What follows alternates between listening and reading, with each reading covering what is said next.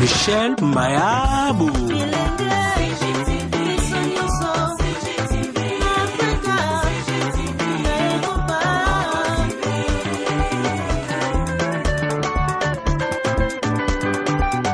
Émission ya kitoko culturelle, politique, religieuse et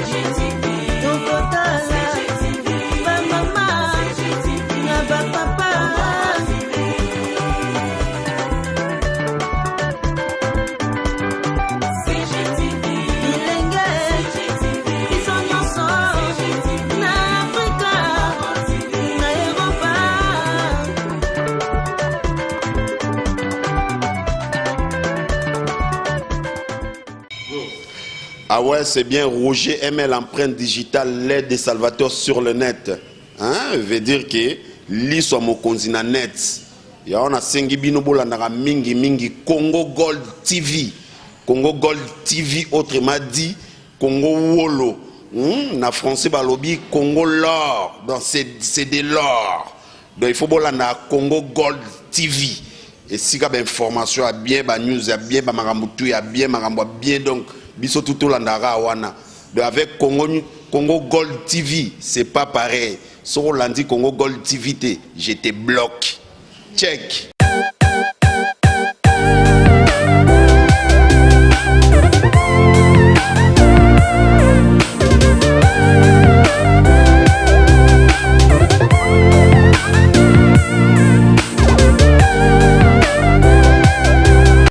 ndeko no azana handicap azana mwa problème moko bobandi ko seka na pesi ozana likala mutu etali mutu wana okotisi mwasi na ye okotisi bana na ye okotisi bandeko na ye okotisi baboti na ye. Congo Gold TV à la vitesse de la vie. Mbote bandeko alandi ya Congo Gold Television ngandeko la bino nazongeli bino lisusu kaka pona masolo na biso ndenge tolobaki masolo na biso ezali makanisi ndenge nini tochaka makanisi esika moko pona koluka koyeba nini kobongisa mboka na biso po mboka na biso ezala bakokoso mingi twana bakokoso mingi makambo ezali mingi yango tu faut tolukela yango ba solution po ndenge na loba toujours problème mboka na biso ezaka mamba politique te. Tous appelés à problème social, économique, psychologique, tous à problème ébélé. Pour que mboka ekende liboso, ezakande batu basalaka ete mboka ekende liboso. Yango na masolo alelo bandeko nanga na ena likamoko esakinga mwa motema pasi. Nikolo ebutaki koleka natali na ba réseaux sociaux.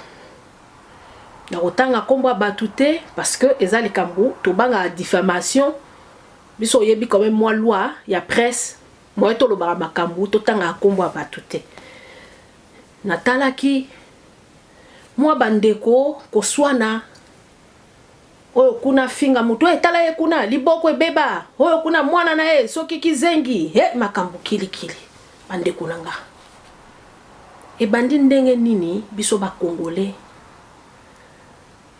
toko makatina niveau ya boye que ozana likambu na mutu etali mutu wana okotisi mwasi na ye okotisi bana na ye okotisi bandeko na ye okotisi baboti na ye tokomi kotambola tozotambola mabe mingi bandeko na ngai ikambonga na ngina loba lelo tozoloba ke tozolinga to créer une société nouvelle.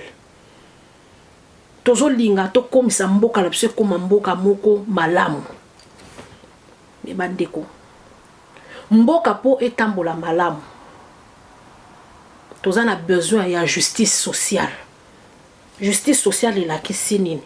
Na français ba benga oza ensemble de principes qui définissent une répartition de ressources matérielles ou symboliques plus équitable ou plus égalitaire au sein d'un groupe afin d'accroître le bien-être collectif et la cohésion du groupe. Pour l'année nangina loba. Le lo nangina loba comportement na biso ba congolais vis-à-vis ya bandeko, soit mutaza na handicap, un handicap mo cause mental ou bien cause un handicap mo physique.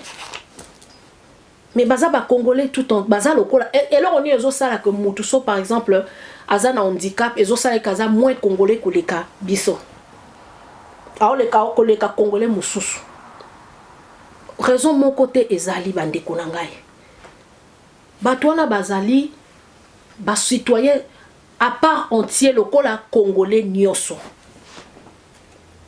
tonga na lobaka que société na biso ba dirigeant na biso ba uta na mapata te ba uta ka na kati ya société comme toza na bato toza na respecté ya bato toza na respecté ya baninga na biso déjà congolais d'une manière générale on ne se respecte pas alors so mutu aza na moi défaut moko comment yoko kozwa défaut wana okomisa ngo loko ya koseka mutu par exemple papa oyo aza na mwana aza na problème ya difficulté mentale bomi tiesa na place d'abord ya mwana wana akoza na chance te loko baninga na ye nyonso pona nini aza peut-être na retard ya ko comprendre makambo aza mwana moko akoza dépendant vie na ye mobimba ole toza na compassion ovandi ozofinga mwana muninga eso ozomi tiesa na place ya ndeko oyo aza na mwana wana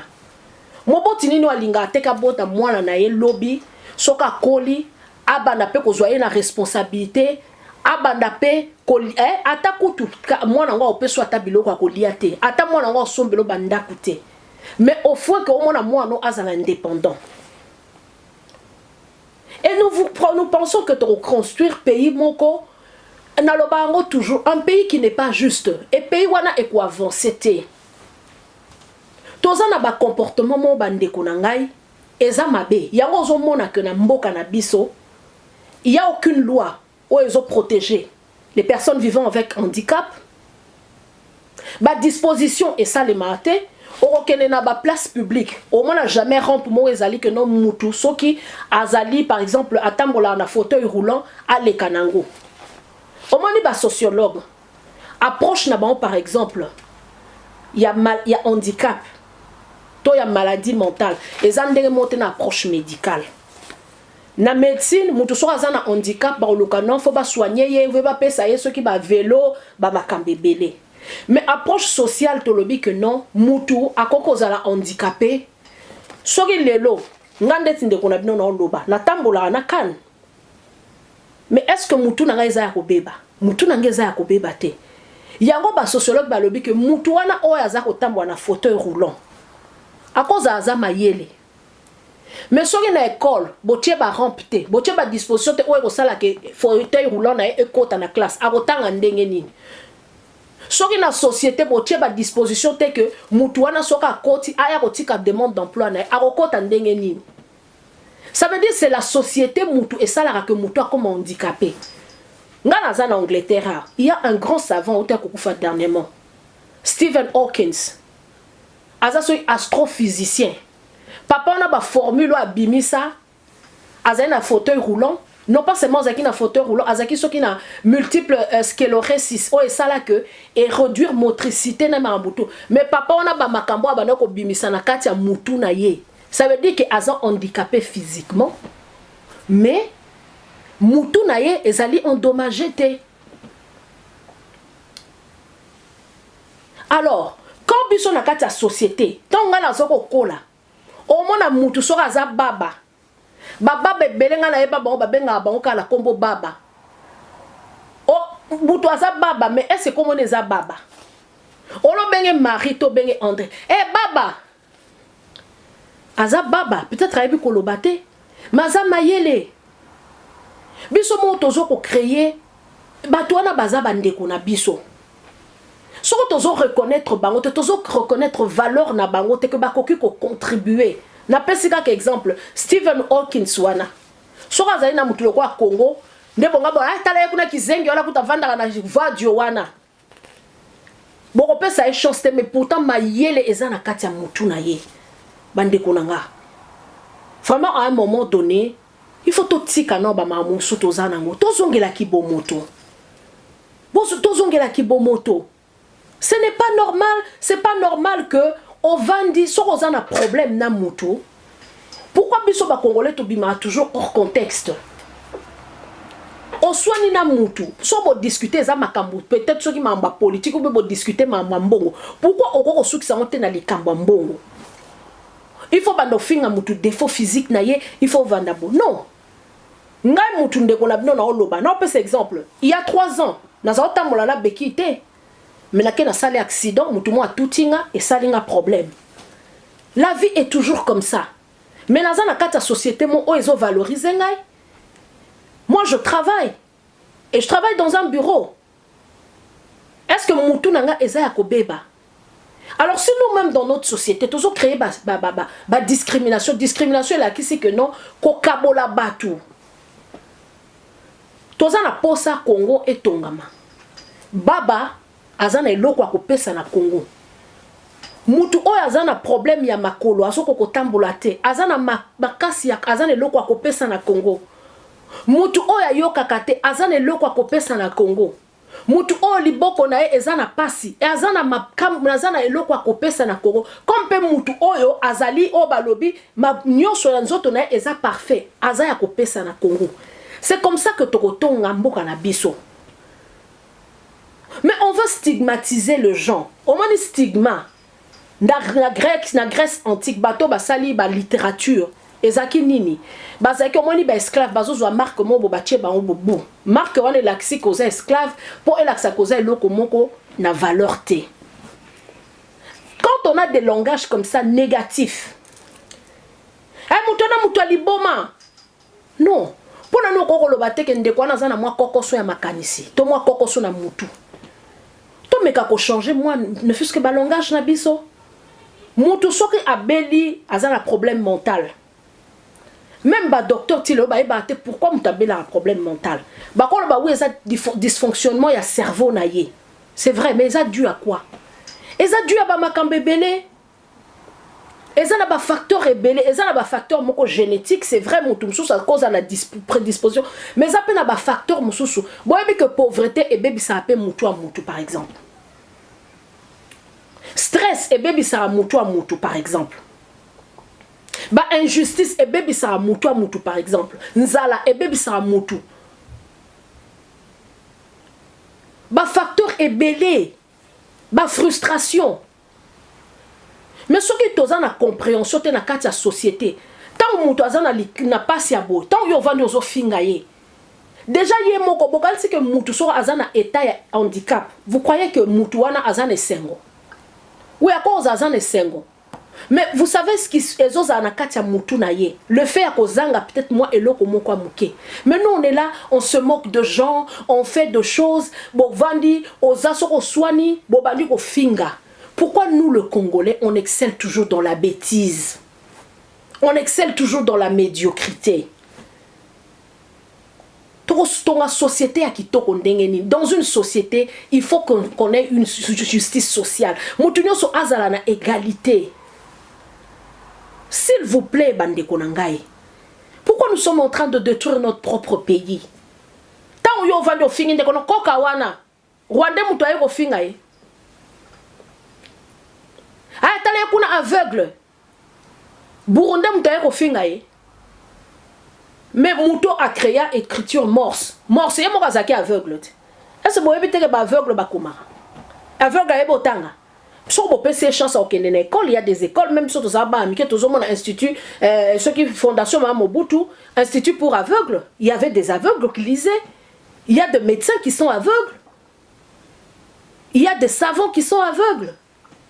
Mais braille wana so ina bakutu morse braille ou a inventé une écriture à baroba aveugle. Il était lui-même un aveugle. Et c'est comme ça, comme on n'a pas respect, il y a bande qu'on a bisoté oh mutu azana moins handicap azana moins difficulté. Il y a un besoin ça là que on ne prend pas en charge. Ton loba to zana ministère mo affaires sociales. Les affaires sociales c'est pas au Keno Kabila. Oh bande qu'on a biso batambola la fauteuil roulant au Kabel ba fauteuil roulant. Ça c'est pas les affaires sociales. Oui, c'est vrai beaucoup aider ba bazana moins mobilité. Mais il faut faire plus. Quelles sont les lois que vous prenez par exemple? Pourquoi on ne peut pas voter une loi, par exemple, quand tu insultes quelqu'un, pour un handicap, eza passible ya loi, eza crime. Ce sont des choses comme ça que il faut bisoto sala tous ana norme que mutu soko vandi obandi mutu avandi azo finga ndeti mutu parce que azana ba défaut eza mutu mo faut ba kangaye. On fait passer de loi comme ça. Tous on a un ministère à affaires sociales. Qu'est-ce que nous on fait pour par exemple qu'on réinsérer mutu bande ko labiso baza ba aveugle bande ko labiso ngana zaki na Kinshasa. Oromona boye na boulevard. Osa scandalisé, bazana balabala, bazo senga. Mais est-ce que ces gens-là, ils pensent que bazana ba capacité, bazana ba capacité intellectuelle, bazana ba créativité, ba kosala ba art, ba kosala peinture, ba koki même kosala misana, ba bureau, ba makambebele, mais tout simplement parce que au kanisi que mutu azana moi défaut moko, aux 8 défauts au kanisi que non parce que azoko ka kotambola tende au kanisi que mutu ne ezoko ka kosala makambute. Même bateau bazala ba problème, il y a difficulté, il y a apprentissage, même il y a problème mental. Awa to na ba poto awa, oromona mutu, même bano baza peut-être na ba autisme, baza na ba trisomie 24, o bino bo seka kwa za mongol.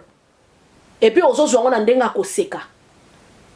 Eza défaut moko babenga o trisomie 21, pourquoi? Peut-être chromosome 21 na ewana et sali ce qui de doublement, mutu sali que épaissir problème. Mais bato na baza toujours na moyen, bazo luka ko insérer bango. Nga dernièrement la kenai na café moko par rapport à musale sika la salaka. Nakei, eza café moko, eza tenu par bana oyo baza na problème à trisomie 24, trisomie 21 plutôt. Mozo mo la bango bazo servir na kati ya café. Bazo sa ba gâteau na bango bazo sa makam. C'est comme ça qu'on valorise bateau. Une société qui valorise ba citoyen na bango, eza ba citoyen o baza valide, na ba o baza ba invalide. Cette société là ekokende liboso. Parce que na mutu o azana kati handicap wana cause à physique mais azana un plus sur à comporter. Soit qui batu ba pesa qui chance na braille. Comment est-ce qu'il allait inventer une écriture pour na ke ba aveugle batanga? Soit qui ba britannique ba négligé qui muto quoi Stephen Hawkins. Ba découverte belé à sali sur l'univers, sur makambo kili ndera nini. Mais parce qu'on donne la chance à tout le monde. Bande on ba congolais. Il y a un moment donné, bisomo tozo tam samboka na biso mabe. Hein? Le quoi bisomo toloba que chez nous on roule à mbeba. Mbeba ngo penda tozo continuer na kati. Toko tonga mboka na biso boité. On ne bâtit pas une nation quand dans la discrimination. Non. Plus les gens sont forts, plus les gens sont unis, plus ils sont forts. Plus les gens sont valorisés, plus ils sont plus productifs. Botika ba langage wana ba makambu longwa kuna yepe vadio wana ye koka wana ye baba wana non baba aza peut-être plus valeureux que les kakutu yo mutu oyo zoko loba biso moto zo boma mboka na biso babilo kwa mikie on est toujours là eux nous c'est nous le plus beau c'est nous le plus fort c'est nous le plus ceci bangwana batwa pamba bona boye. Moi, quand j'avais vu cette histoire-là, ça m'a fait réfléchir. Je dis, pourquoi toko koma na seti ya boy? To changer ba langage na biso. Ndeko. Tant yo moni ndeko aza baba. Tala la kati ya baba wana ko tala te kazangi maloba.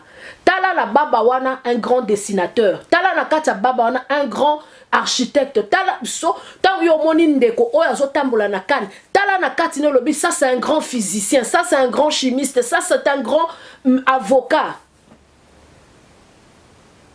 Mutu oyo azana maboko na ezana moi difficulté. Tala la katino lobi cette personne peut-être liboko na za makam. Mais aza mutu moko c'est un grand philosophe. C'est quelqu'un qui peut apporter des solutions na kati ya mboka. Mais quand vous prenez ces gens-là, vous le mettez à côté. Alors qu'ils ont des idées. Parce que batu wana tant yo des gens sur vando bandi ko finga mutu. Aza tala ekuna kizengi, tala ekuna boy, tala ekuna koka, tala ekuna boy. Yemo amitié si déjà na marge. Arobanga na ye, même ataza na makambu. Aroba ngata sona keroloba nana nga oyokanga. Koka lokola nga nana nga oyokanga. Pourquoi toko changer ba langage na biso? To na poto awa. Na Angleterre. Langage changeaka parce que moni eza biloko lokola handicap. ezala ba concept ebele ezali ba construction sociale.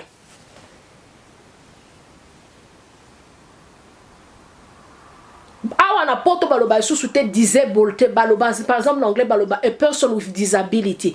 Ça veut dire mutu wana aza na moi problème mais ye aza problème te poso bengi mutu wana aza handicapé et la kisi ke bomone ke ye aza handicap. Anglais koloba no mutu wana azo vivre na handicap. Donc aza mutu mais eza loko moko eye bakisami. Ça dit bazue loko wana ba tiango libanda. Langage to changer langage na biso. Olobenga mundeko no mutu aliboma lobate ndeko nanga wana azana mwa kokoso na mwa mikolo mwa mutu na ye azana mwa kokoso po omoni pe lingala ba terme mususu biso mo peto ba ko inventer to ba atamso azana kokoso na makanisi biso sozali na kati ya berero wa tu dis ah mutu aza mutu aliboma non ah mutu aliboma wana kizengi wana te ah ndeko wana azana mwa makani azana mwa kokoso ya kozana na mayele na ye ya kokanisa. Tant yo olobi boye, o mona ke yo pe attitude no vise avec mutu pe oza pe na moi compréhension. O mona so olobi na mutu kizengi. Kizengi ozotala ka eloko akoki ko sala te. Mais so o moni ke olobi ke azana kokoso ya ko kadisa, o ko comprendre que non akoki ne pe ko kadisa mais ko kadisa o peut-être penzambe andeti mingi te o ko zana makambo. Alors bande ko na ngai lelo penzali ka mwana na ngana betela ngo sete. Naloba ki ango naloba ango toujours notre société Congo is a wicked problem de baloba en anglais. Ba problème à Congo est tellement complexe. Ba biloko a mikie wana il faut to tenir en compte. Tant tozo valoriser te bandeko la biso soki biso mo entre biso tozo mi valoriser te. Tant o moni ndeko no azana handicap azana moi problème moko bobandi ko seka. Na pesika lelo likambo handicap mais peut-être mo komsusu na olobela makambo msusu. Biso ba congolais toza toujours na tendance à ko seka bato. Et quand on voit un handicap tozo mona ka déficit. Mais alors que na poto a mutu akoyeba ke handicap eza déficit oui c'est vrai mutu ne na lobi akoki kozana kokoso ya kotambola mais mutu neza na kokoso te. Alors bandeko na ngai tozara bato ko kanisa. Toyeba ko changer maloba na biso. Maloba bakoko na suba za ko loba ata bino bato botanga bible babi mokili basala ngo na liloba. So toza na langage moko positif et ko créer pe loko positif la parole. Balobe nzamba loba nde makambo salema. Bakoko na biso soka saki alobaka likambo. Yo mwana okobonga mwana po bongi. Mwana ope bachaki msapi mwana wana mwana mabe makampe mabe. Eza pe langage na biso so toza na langage mo positif vis-à-vis na bandeko o bazana bakokoso bazana moi ba difficulté à moi mike ba pe ba se sentir valorisé ba koluka pe ko contribuer et puis et ko aider pe ba kondi poko amokoza za la kati ya société soki société lelo to communance comme ko tala batu avec beaucoup de considération en Angleterre wawa ministre moko azaka aveugle hein na bosa ni kombo nazaki ministre intérieur hein ministre intérieur moko azaka aveugle David Blanket aza aveugle mais la Congo est-ce que bakondima aveugle azala ministre mais ye azaki ministre pe ya aza ministre home office c'est pas un ministère moindre hein wana za ba ministère régalien o bato basali droit bato ba yebi politique quand on dit ba pouvoir régalien eza défense eza affaires étrangères et donc défense na intérieur affaires étrangères économie budget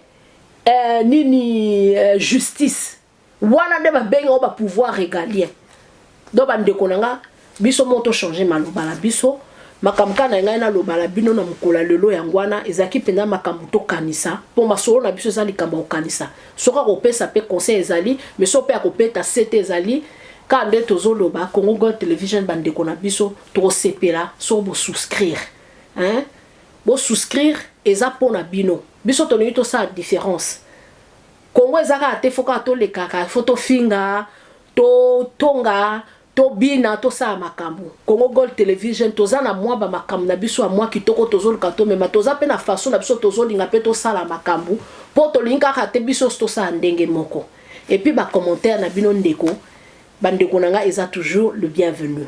En tout cas merci de tokutani na mokolo koya boza na kimia. Si Congo Gold TV, à la vitesse de la vie.